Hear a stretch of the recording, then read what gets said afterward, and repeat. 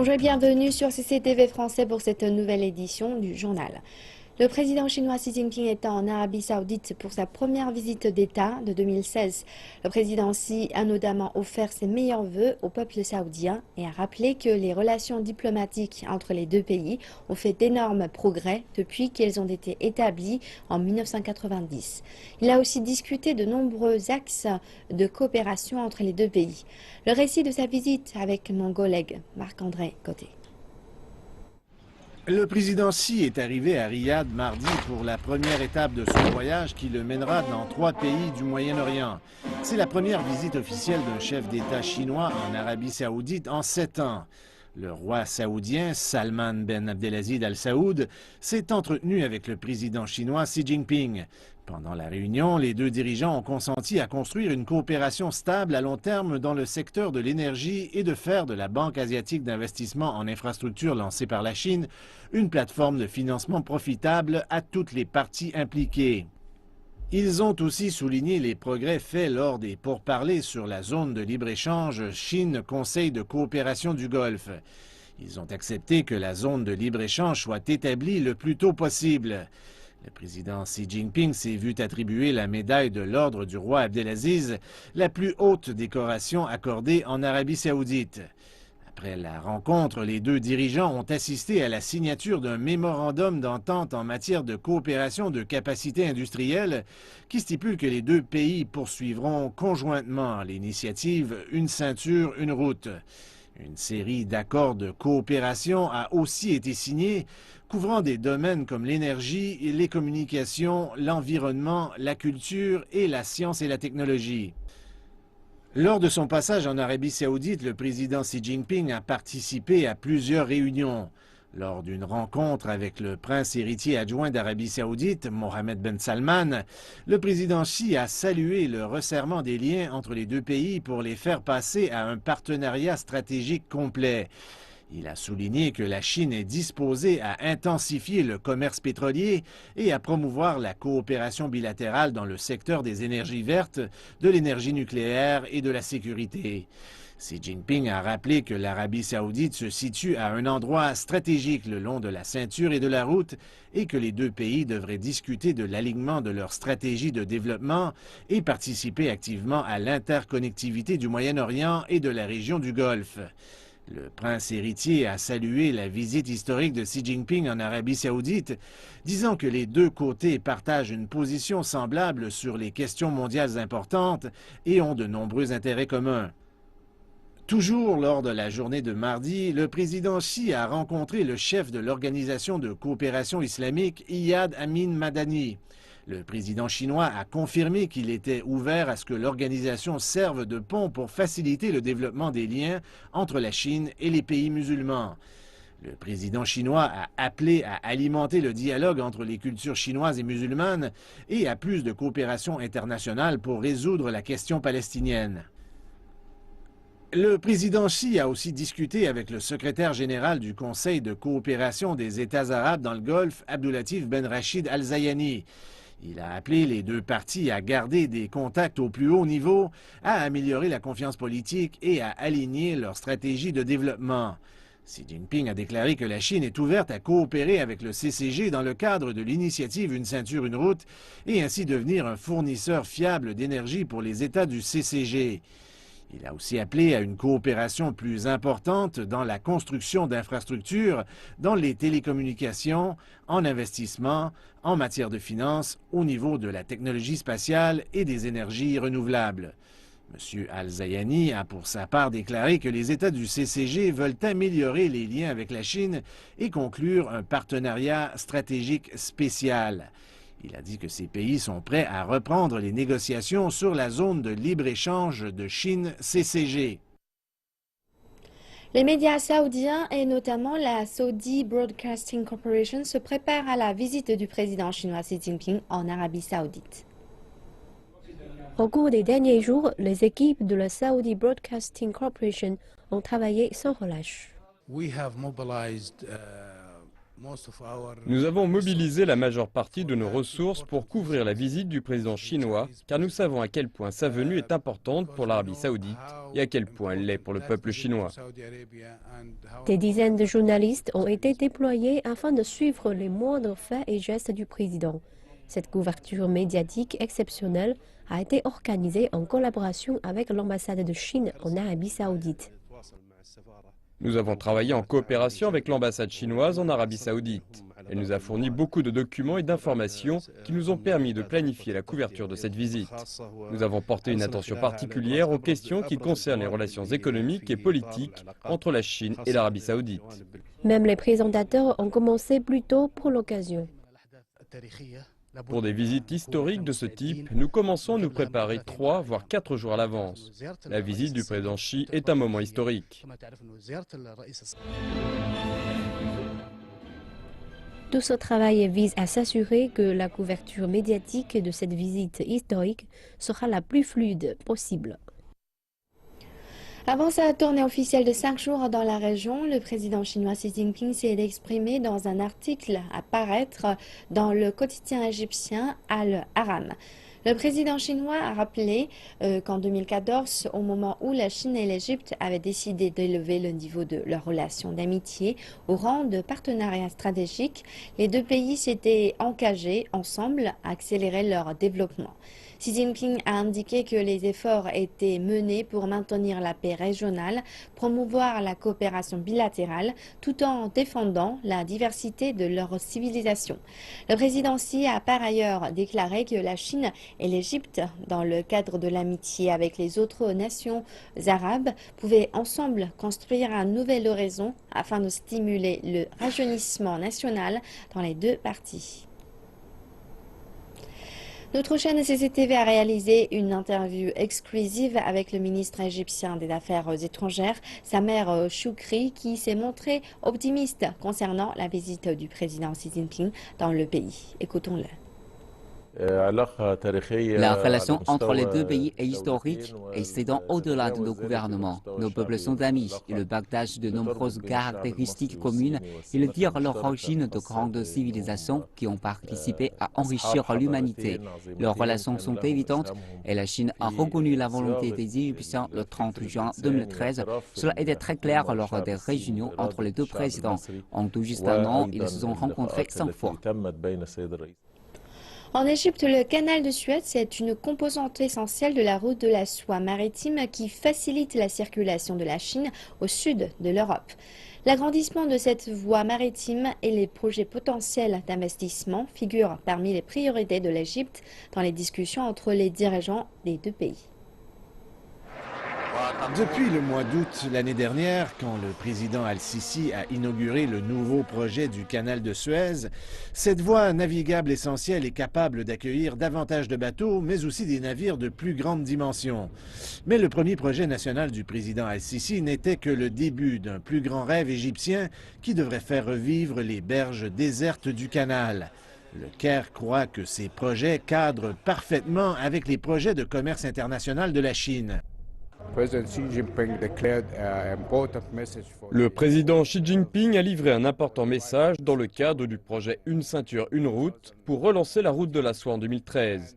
Et en 2014, l'Égypte a décidé de creuser le canal. Le pays a terminé le projet en un an. Le projet de développement du canal de Suez représente une véritable planche de salut pour l'économie de l'Égypte. Des zones de commerce et d'échange seront aménagées pour faire de l'Égypte une plaque tournante dans la région. La route débute dans les ports chinois. Il faut qu'il y ait un point d'arrivée. En reliant ces deux pôles, c'est une opportunité qui permettra au monde, et particulièrement aux Chinois, de venir et de nous envoyer leurs produits pour être transformés ou assemblés. L'utilisation de cette zone stratégique permettra d'atteindre les marchés importants en Europe, en Afrique et au Moyen-Orient. C'est une vision que la Chine avait déjà commencé à mettre en place avant la dernière expansion du canal de Suez. Une zone industrielle chinoise est déjà en construction et devrait pouvoir accueillir environ 200 usines. L'Égypte ne pourrait être plus satisfaite de la renaissance de la route de la soie maritime. Et lors de la rencontre du président chinois avec son homologue égyptien, il sera amplement question de ce projet économique qui tient à cœur au président Al-Sisi.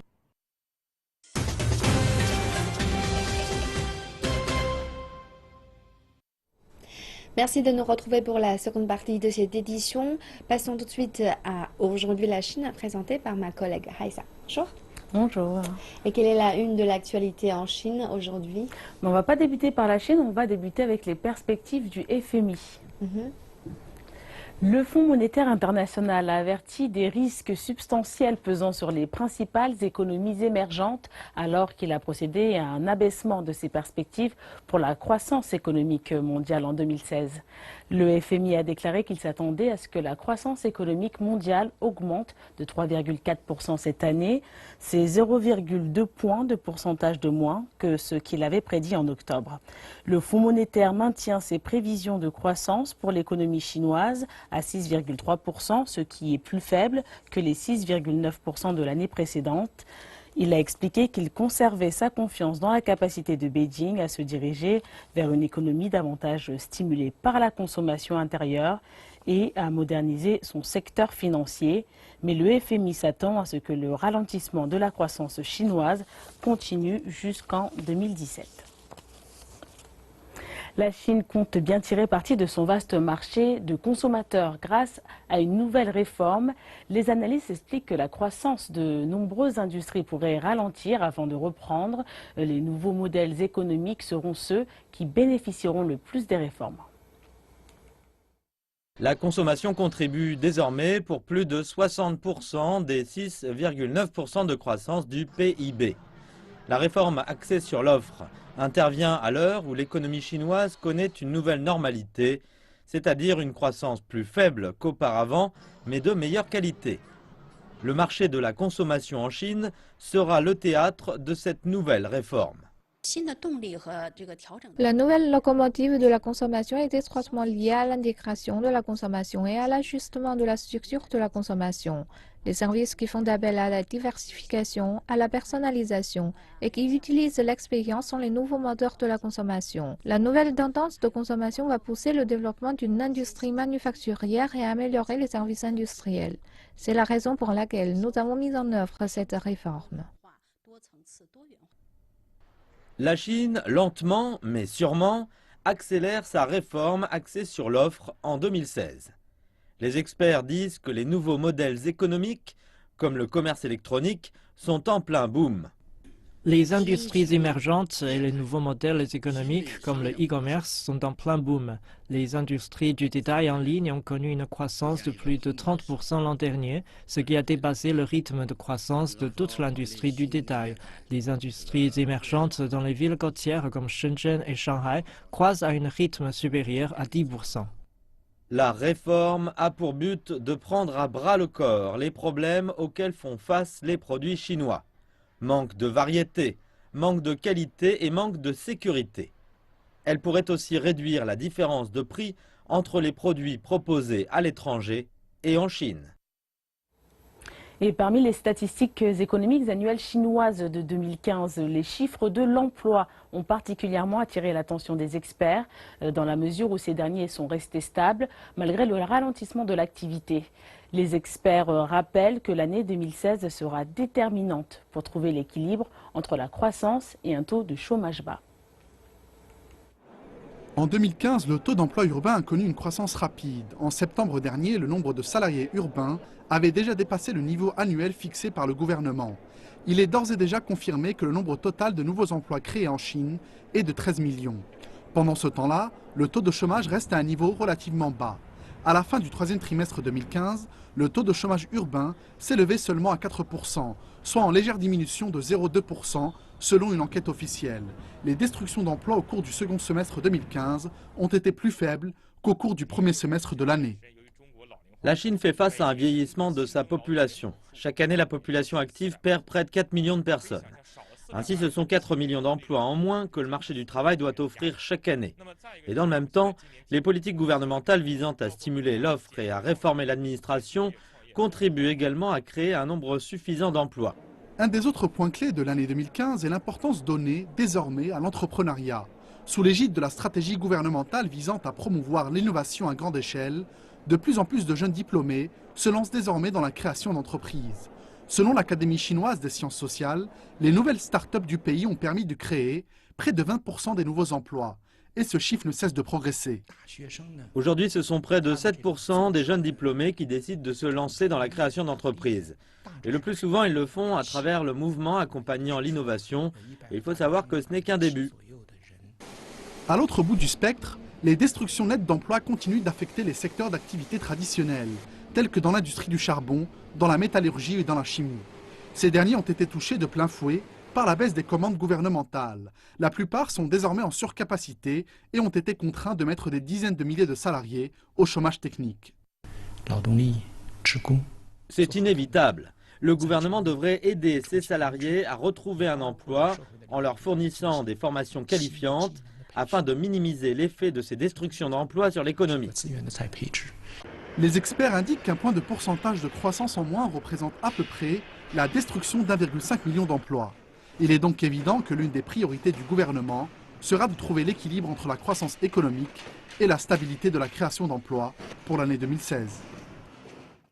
18 jours avant le Nouvel An chinois, la télévision centrale de Chine s'active pour les derniers préparatifs du gala de la fête du printemps 2016. Il s'agit d'un rendez-vous incontournable pour tous les Chinois et cette année, un spectacle d'arts martiaux haut en couleur sera présenté à tous les téléspectateurs. À l'extérieur du grand studio de la télévision centrale de Chine, un groupe d'artistes experts en arts martiaux Wushu vient juste de terminer son échauffement. L'école d'arts martiaux Zhonghua de la ville de Laizhou, située dans la province du Shandong, s'entraîne tous les jours, depuis maintenant près d'un an, pour être fin prêt le jour J. 90 personnes, avec une moyenne d'âge de seulement 15 ans, sont à Beijing depuis la mi-décembre, pour les dernières répétitions. Ils représentent à eux tous la nouvelle génération des ambassadeurs de l'art Wushu en Chine. Nous devons en permanence nous améliorer et rechercher les nouveautés pour enrichir nos spectacles et présenter la quintessence des arts martiaux sur la prestigieuse scène de la CCTV. Par exemple, nous avons préparé une série de performances d'acrobatie en haute altitude et nous avons considérablement amélioré le rendu global de la prestation de notre groupe sur la scène. Depuis 2013, l'école Zhonghua est invitée pour la 3e fois consécutive au gala de la fête du printemps de la CCTV. Ainsi, certains des plus jeunes artistes du groupe passent désormais pour des vétérans. Comme d'habitude, je suis très excité et nerveux à la fois, car chaque année, nous modifions notre spectacle avec des figures de plus en plus difficiles à réaliser. Je veux rassurer mes parents et leur dire de ne pas s'inquiéter. Ils pourront, comme tous les autres, regarder le spectacle tranquillement chez eux. Le thème du gala de la fête du printemps de cette année est « Toi et moi, notre rêve chinois, construisons ensemble la société de la moyenne aisance ». Le gala sera retransmis en direct depuis Beijing, ainsi que sur 4 autres chaînes des provinces du Fujian, du Guangdong, du Shanxi et enfin dans la région autonome de la Mongolie intérieure. Au total, ce sont 40 performances qui seront présentées à tous les téléspectateurs chinois, dont 10 spectacles uniques en leur genre. La dernière ligne droite des répétitions débutera le 26 janvier prochain. Et la semaine de la mode de Hong Kong a débuté lundi et des stylistes de Nouvelle-Zélande, du Myanmar et de Hong Kong y présentent leur collection automne-hiver. La styliste Maggie Chan est l'une des doyennes de la semaine de la mode de Hong Kong, ce qui ne l'empêche pas de continuer à vouloir surprendre. Ces robes ont été fabriquées à l'aide de bois et de résine, puis recouvertes d'huile aromatique avant d'être peintes. Sa fille Marie, 17 ans, l'a aidé à peindre et dessiner les accessoires.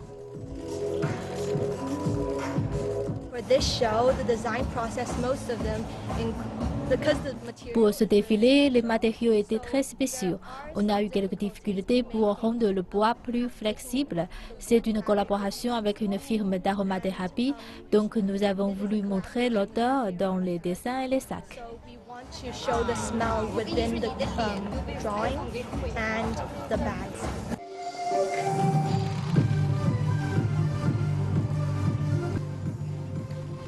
Et deux stylistes du Myanmar, Chao Su Elwin et Mei Miat Waso, ont cherché à réinventer les tenues traditionnelles de leur pays.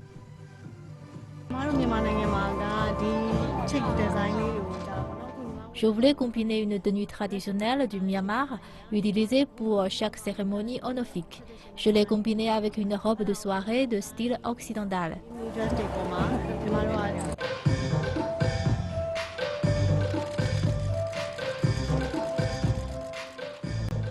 La semaine de la mode de Hong Kong est l'occasion pour les stylistes de toute l'Asie de présenter leur travail devant un public international.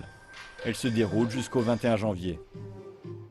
Et on termine avec quelques nouvelles de la météo en Chine. La vague de froid la plus forte de cet hiver s'abat sur de larges portions du territoire de la Chine du nord et de l'est. La météo annonce que de nombreuses régions sont les témoins de températures très basses. Les provinces de l'Anhui et du Zhejiang connaissent les températures les plus basses de cet hiver. Le froid a aussi provoqué des tempêtes de neige dans les régions et provinces du sud, dont le Guizhou, le Hunan et le Zhejiang. Les autorités indiquent que l'impact du froid devrait se poursuivre encore pendant une semaine avec des températures négatives et de la neige. Moins 46 degrés. Des températures extrêmes qui ont des conséquences extrêmes. Un brouillard glaçant qui réduit la visibilité à moins de 50 mètres et des engelures qui peuvent se révéler très graves. La ville est connue pour être la plus froide du pays, mais cette fois, les températures ont brisé des records en raison d'une vague de froid qui s'est abattue sur le pays depuis mardi. La neige a effacé les routes, provoquant des accidents. Cette voiture est renversée. Je conduis jusqu'à Hororot. J'ai vu des voitures devant, mais je n'ai pas pu freiner et la voiture est partie vers un monticule de neige, puis elle s'est renversée. Et à Harbin, dans le Heilongjiang, la baisse soudaine des températures a provoqué l'explosion de tuyaux d'approvisionnement d'eau. Les ouvriers réparent les dégâts. Quelques heures après, le tuyau était réparé. Mais leurs uniformes et leurs chapeaux étaient complètement gelés. Le verglas et la pluie glacée se sont aussi abattus sur le sud, gelant les récoltes et les arbres. Pour 45 000 étudiants de l'Anhui, le mauvais temps a provoqué un début anticipé des vacances d'hiver. En raison des températures très basses et de la pluie et de la neige, nous avons anticipé nos vacances d'hiver. Afin d'assurer la sécurité des élèves, nos professeurs restent en contact avec les parents. Nous avons appelé les parents à faire attention à la sécurité de leurs enfants pendant les vacances. La vague de froid est la source de nombreux problèmes dans la vie de tous les jours. Même les danseurs de rue à Beijing ont dû se réfugier dans des hangars. Les autorités disent que l'impact du froid va se poursuivre pendant une semaine de plus. Alors, quel que soit l'endroit où vous vous trouvez, restez au chaud. Et ainsi s'achève aujourd'hui la Chine. Nous retrouvons Sully pour la fin de cette édition. C'est à vous. Merci Raïssa pour toutes ces informations. Eh bien, c'est terminé notre journal. Merci de nous avoir suivis. Excellente programmation CCTV français.